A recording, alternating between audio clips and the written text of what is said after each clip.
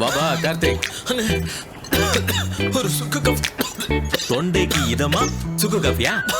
இந்தா. இப்படி இருமுறான்.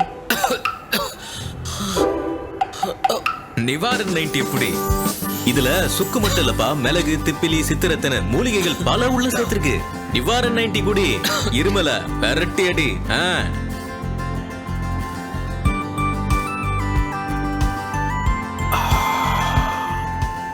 நிவாரண் 90 ஒரு மருத்துவரால் மகத்தான மூலிகைகள் கொண்டு உருவாக்கப்பட்ட இருமல் மருந்து. எப்படி இருக்கு? உங்க காஃபியோட சூப்பரா இருக்கு.